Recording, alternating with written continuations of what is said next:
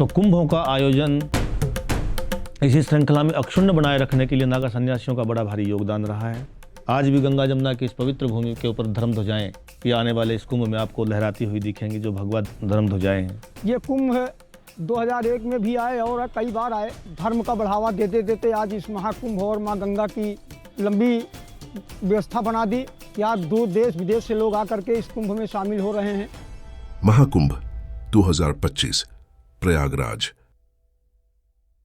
मेरा नाम अपराजिता सिंह है और मैं यहाँ पे क्षेत्रीय पर्यटन अधिकारी के रूप में हूँ प्रयागराज में। और यहाँ के सभी पर्यटन स्थलों का जो विकास कार्य है और महाकुंभ में जो भी पर्यटन की सहभागिता है वो सारी चीज़ों पे मैं वर्क करवा रही हूँ। महाकुंभ 2025 की बात करें तो पर्यटन अधिकारी के रूप में मैं यहाँ पे तैनात रही और बहुत सारे डेवलपमेंट वर्क हुए जिसको मैंने बहुत करीब से देखा और वो व्यूज़ मैं आपके साथ मतलब अपने पॉइंट्स में आपके साथ शेयर कर रही हूँ।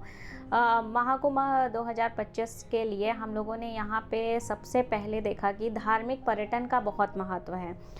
बनारस, अयोध्या, चित्रकूट, मिर्ज़ापुर ये 3-4 जो हमारे टूरिस्ट पॉइंट्स हैं जो कि बहुत फेमस हैं, इनको हम लोगों ने प्रयागराज के साथ एक सर्किट के थ्रू कनेक्ट करने के लिए कोशिश करी है कि जो बनारस में आने वाले श्रद्धालु हैं वो प्रयागराज में आएँ तो उन्हें क्या मिलेगा।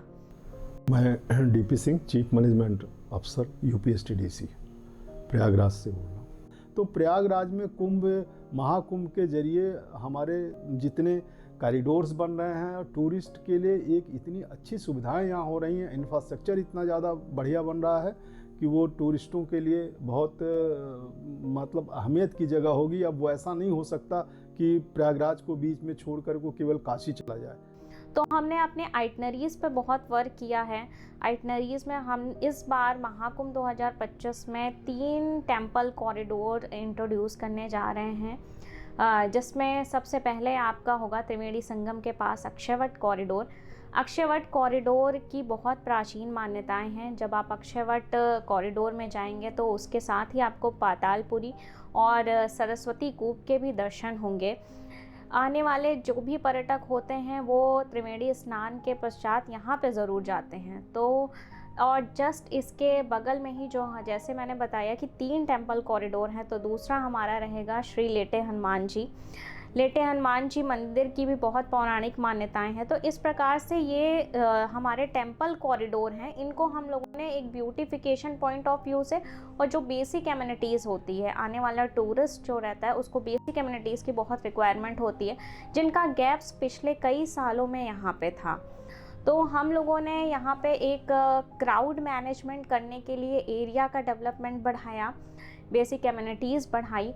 जो भी शॉप्स और इनक्रोज्ड एरिया था उन सब को खाली करते हुए हमने इसको बहुत ही अच्छा सर्कुलेटिंग स्पेस बढ़ा दिया। तो इस प्रकार से हमारे पास अब आइटनरी के लिए यहाँ पे 3 टेम्पल कॉरिडोर हो गया है। तीसरा है महर्षि भरद्वाज आश्रम। जैसे पौराणिक कथाओं में पता है कि राम वन गमन के समय भगवान श्री राम जहाँ जहाँ पे गए उसको हम लोगों ने क्लब करते हुए एक रामायणा सर्किट बनाया था। तो रामायणा सर्किट में महर्षि भारद्वाज जी का बहुत विशेष महत्व है। जब श्री राम जी चित्रकूट के लिए जा रहे थे तो चित्रकूट ही उन्हें जाना है, ऐसा जो है महर्षि भारद्वाज जी ने ही उन्हें बताया था। तो यहाँ पे उनका उस प्राचीन टाइम में एक बहुत ही प्राचीन विश्वविद्यालय होता था जहाँ पे कई प्रकार की शिक्षाएं दी जाती थीं। और ऐसा कहा जाता है कि पुष्पक विमान जो हम लोगों ने रामायण की कथा में सुना है, उसको भी महर्षि भारद्वाज जी के ही संरक्षण में बनाया गया था। तो ये एक बहुत ही विशेष प्रकार का महत्व है भारद्वाज जी का। और अभी भी हम देखें तो कई साउथ इंडिया से लोग और जो लोकल पीपल हैं वो वहाँ पे जाते रहे हैं, बट वहाँ पे भी बहुत सारे गैप्स थे कि लोगों को विशेष सुविधाएं वहाँ पे नहीं थी, बेसिक एमिनिटीज़ नहीं थी। हमने क्या किया, हमने उसका सर्कुलेटिंग स्पेस, एक भव्य कॉरिडोर, एक भव्य एंट्रेंस, जिससे आने वाले जो भी हमारे टूरिस्ट हैं उनको पता चलेगा कि इससे रिलेटेड क्या यहाँ का महत्व है। उसको म्यूरल्स फॉर्म में हमने उसके बाहरी दीवारों पे जो कॉरिडोर्स थे उस पे म्यूरल फॉर्म में हमने महर्षि भारद्वाज जी की कथा, उनसे रिलेटेड क्या वहाँ का महत्व है, ये सारी चीज़ें हमने करी।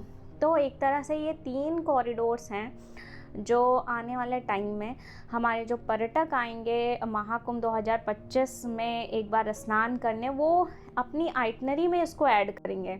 तो ये एक अलग ही एक्सपीरियंस होगा आपके लिए कि एक शहर में आपको धर्म का संगम भी मिलेगा और हेरिटेज का भी संगम मिलेगा, और जो हमारे पौराणिक चीज़ें हैं उन सबको ही आपको देखने को मिलेगा। तो इस बार महाकुंभ में आप ज़रूर आएँ और एक बार प्रयागराज का एक्सपीरियंस करें, जिससे आप यहाँ पे हर बार ना केवल कुंभ में बल्कि विशेष अन्य तिथियों में भी आप अपना प्लान यहाँ के लिए कर सकें। Thank you.